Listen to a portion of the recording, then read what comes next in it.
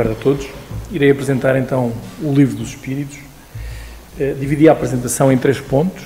Quem foi Allan Kardec, para percebermos qual era a formação e porque é que ele foi escolhido para ser o codificador da doutrina espírita, as origens do espiritismo e depois a apresentação do Livro dos Espíritos, com algumas questões que selecionei para percebermos quais foram as perguntas que Kardec fez e as respostas dos espíritos.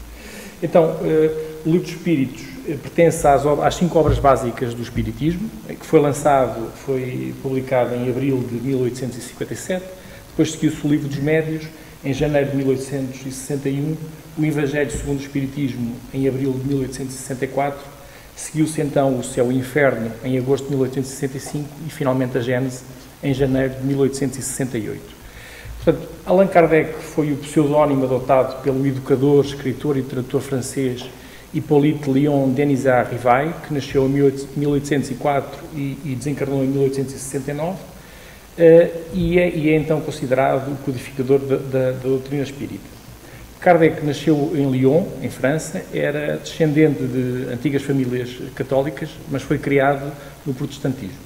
Estudou ciências e filosofia em diversas universidades europeias e tornou-se professor de matemática e física. Ele foi levado pela sua mãe, muito jovem, com 8 anos, para o famoso Instituto de Educação Pestalozzi, em Verdun, na Suíça, onde estudou até se formar pedagogo. Portanto, era um instituto muito conhecido, a nível da Europa e também dos Estados Unidos, também era conhecido, e os seus princípios pedagógicos básicos eram a tolerância, a solidariedade e o trabalho. Pestalozzi, que fundou este instituto, é considerado um pioneiro na reforma educacional e as ideias inspiraram os métodos modernos da pedagogia. Então, Allan Kardec, como educador, depois de regressar a Lyon, dominava vários idiomas: alemão, inglês, holandês, italiano e espanhol. Traduziu para alemão diversas obras didáticas de educação. Em 1828, juntamente com a sua esposa Amélie Baudet, fundou um estabelecimento de ensino. Em 1830, alugou uma casa na rua de Sèvres, onde oferecia palestras e cursos gratuitos de química, física, anatomia comparada, astronomia. Ele também escreveu uma gramática francesa, numa altura em que este estabelecimento de ensino não correu muito bem, então, como precisava de dinheiro, teve que enverdar portanto, para perceberem que era um homem com muito conhecimento, nível científico e literário. Portanto, Allan Kardec tornou-se membro de várias sociedades eruditas, entre elas a Academia Real de Arras, na qual recebeu um prémio em 1831 pela monografia Qual é o sistema de estudo com mais harmonia com as necessidades da época. Publicou diversas obras educativas. Durante vários anos foi secretário da Sociedade de Frenologia de Paris e participou ativamente nos trabalhos da Society of Magnetism. Dedicou-se à investigação do sonambulismo, do transe, da clarividência e de vários outros fenómenos. O magnetismo, na altura, estudava então estas componentes, o sonambulismo, a transe, a clarividência, portanto, era já um bocadinho uma percussão do que é que iria acontecer mais à frente. A frenologia na altura provavelmente devia ser uma ciência, agora é uma pseudociência que estuda as saliências do crânio e as associa às características mentais das pessoas. Portanto, era um homem de ciência e com um percurso científico relevante, e como pertencia a várias sociedades, à Real Academia das Ciências Naturais, ao Instituto Histórico de Paris. Portanto, era um homem com grande capacidade. Em termos das origens do espiritismo, para situarmos quando é que aparece Kardec, portanto, começou na casa da família Fox em 1848, Hydesville, nos Estados Unidos, em que a família era, digamos assim, perturbada por várias batidas que não se percebiam bem a origem. As filhas do casal Fox eram médiuns. Kate, aos 11 anos, conseguiu, com um código simples, falar ou comunicar, digamos assim, com a entidade que os perturbava, e percebeu-se que era uma entidade que tinha sido morta naquela casa e, portanto, mais tarde foram encontradas as ossadas da pessoa. Portanto, em 1850 existe diversificação dos fenómenos pelo mundo e início dos estudos sérios por cientistas. Em 1854 temos o início dos estudos de Allan Kardec. Portanto, e ele é introduzido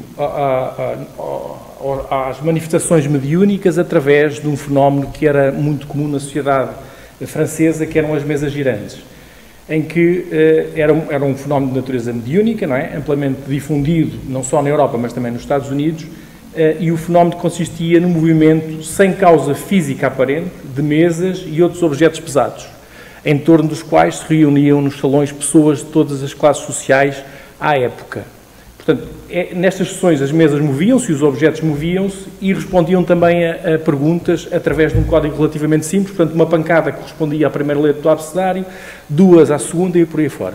Portanto, havia essa comunicação, mas era uma comunicação, ou a maior parte das pessoas que estavam interessadas queriam saber perguntas relativamente simples e básicas, a idade e coisas desse género. Portanto, não era coisa que interessasse a Rivai. Portanto, como ele percebeu que as respostas eram inteligentes, portanto, se havia respostas inteligentes, devia haver um princípio também inteligente. Portanto, Rivai começou a estudar e investigar o fenómeno com a ajuda de outros estudiosos e, eventualmente, ficou convencido que as mesas girantes eram um meio de comunicação entre o mundo físico e o mundo espiritual. Portanto, dedicou-se à investigação sistemática, portanto, usando o método racional ou método científico do fenómeno e começou a fazer perguntas aos espíritos que supostamente se estavam a comunicar por meio das mesas girantes. Portanto, esta curiosidade científica vem também do período em que ele esteve no Instituto Pestalozzi, porque eram habituados desde cedo a viagens de campo e a observar os fenómenos da natureza. Portanto, tinham um método, e ele utilizou o método científico para começar com as perguntas. Com base nessas comunicações, ele escreveu vários livros, incluindo o Livro dos Espíritos.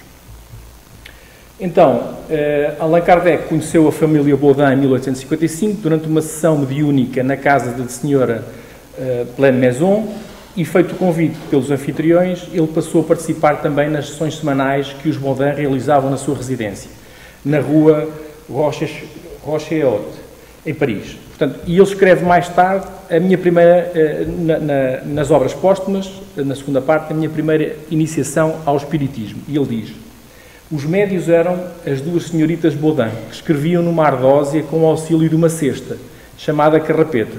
Consegue ver ali a imagem do lado esquerdo. E que se encontra descrita em O Livro dos Médiuns. Esse processo, que exige o auxílio de duas pessoas, exclui toda a possibilidade de intromissão das ideias do médium.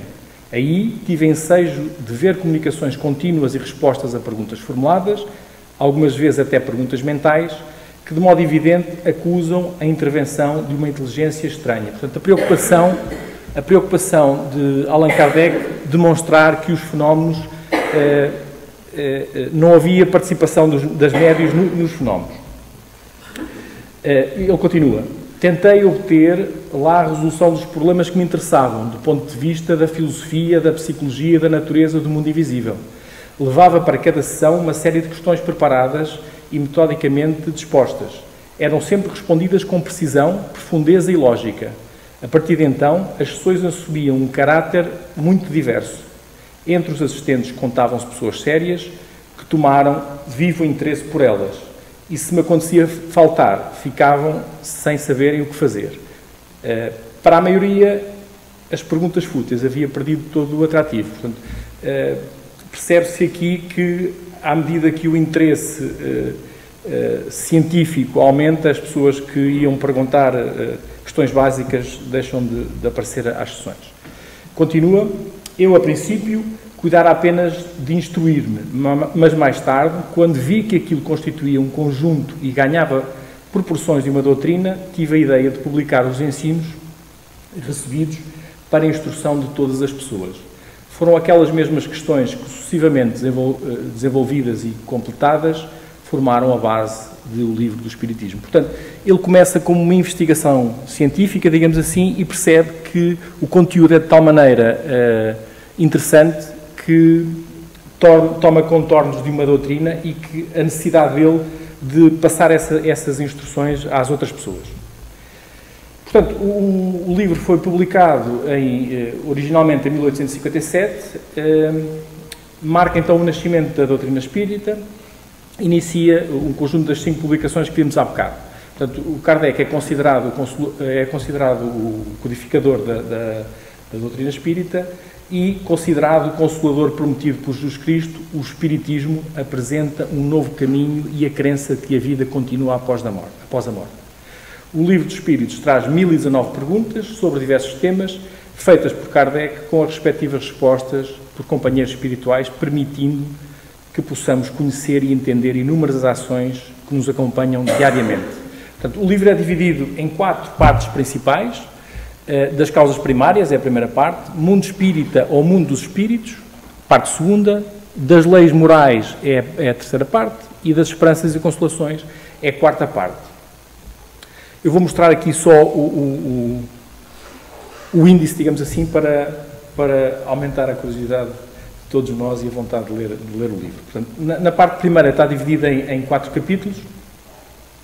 O capítulo 1 é de Deus, Deus e o infinito, provas e existência de Deus, atributos da divindade, panteísmo. Portanto, cada uma destas subsecções, digamos assim, tem uma ou várias perguntas que são feitas por Kardec, que foram feitas por Kardec e que depois são respondidas pelos espíritos.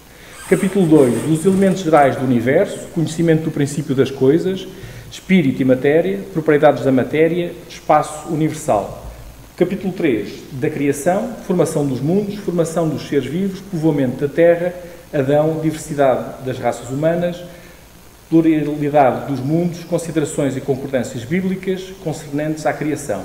O capítulo 4, do princípio vital, fala de seres orgânicos e inorgânicos, a vida e a morte, inteligência e instinto.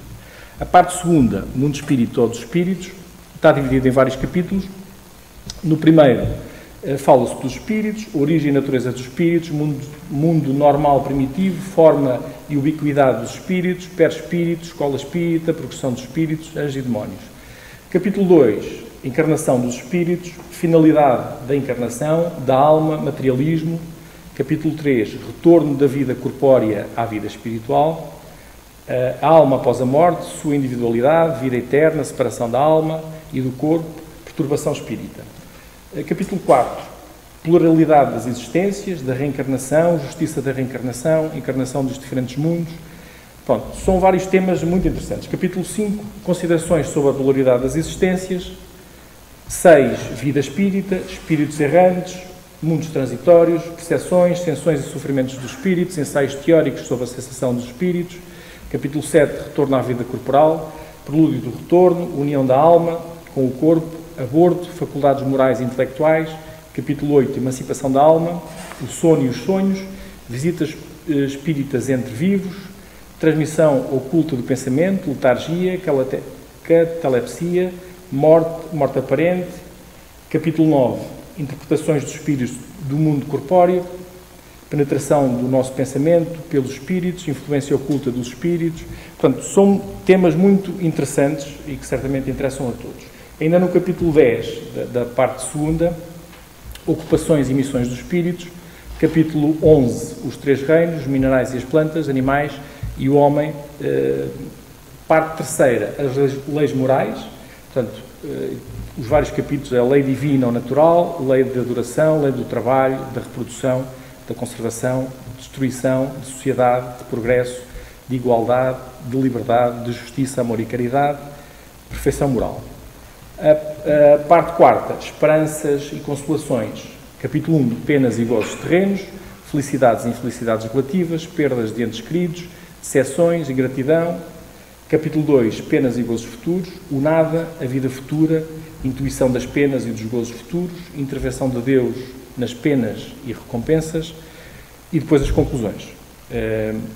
Eu fiz um apanhado de algumas perguntas, de maneira que também não fossem muito extensas para não amassar a apresentação. Então comecei no capítulo 1, e então uma das perguntas mais conhecidas é: que é Deus? E os espíritos respondem: Deus é a inteligência suprema, causa primária de todas as coisas. No ponto seguinte, provas da existência de Deus, Kardec pergunta: onde se pode encontrar a prova da existência de Deus? Os espíritos dizem: num axioma que aplicais às vossas ciências. Não há efeito sem causa. Procurai a causa de tudo o que não é obra do homem, e a vossa razão responderá.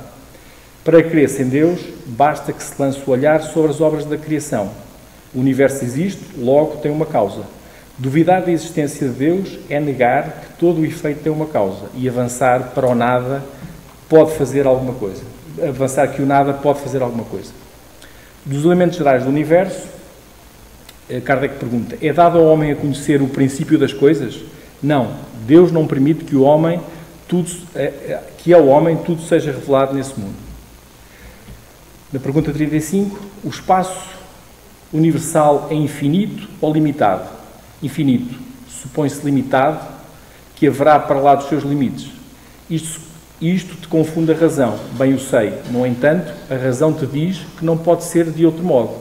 O mesmo se dá com o infinito em todas as coisas. Não é na pequenina esfera que vos achais que podereis compreendê-lo.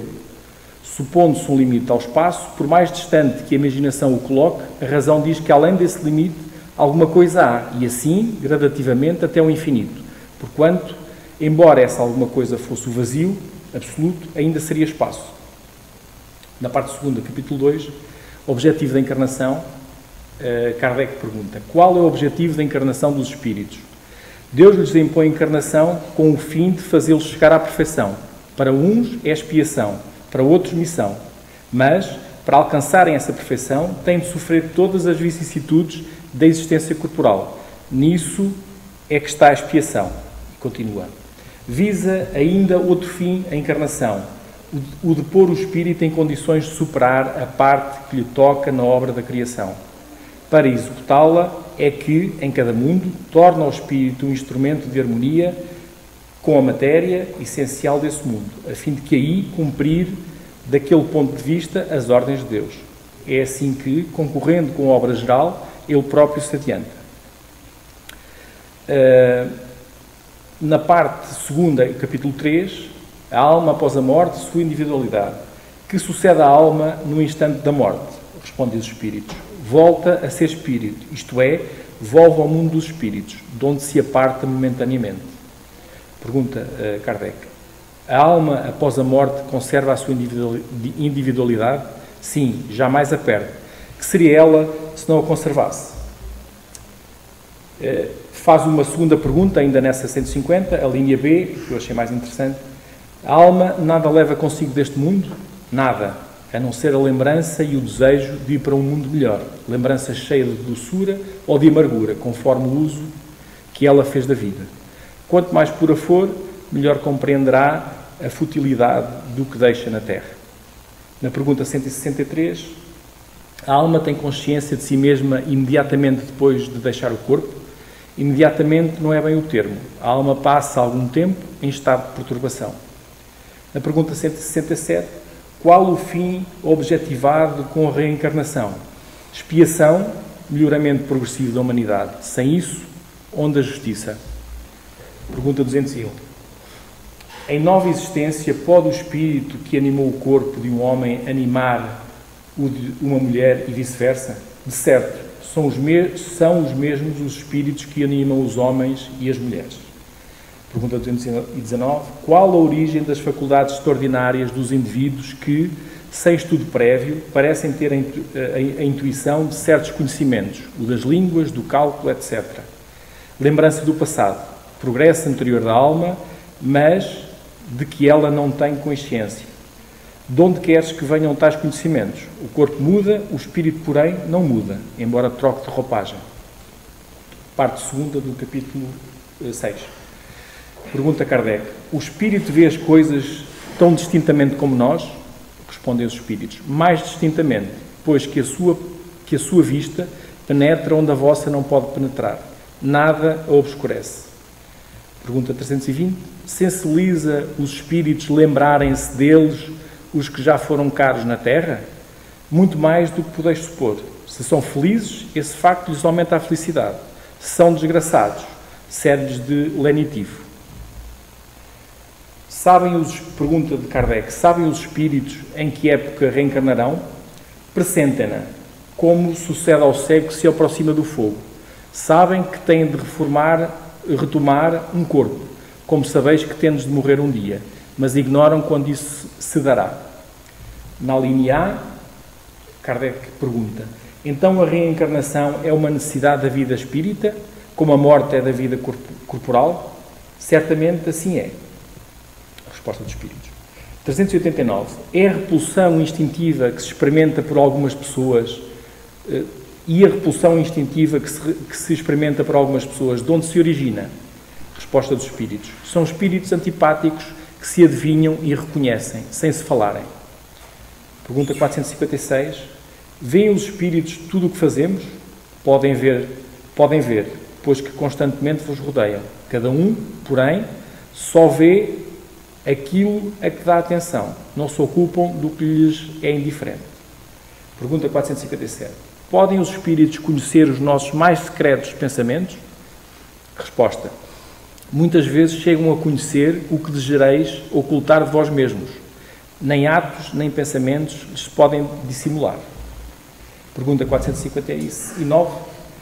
Influem os espíritos em nossos pensamentos e em nossos atos?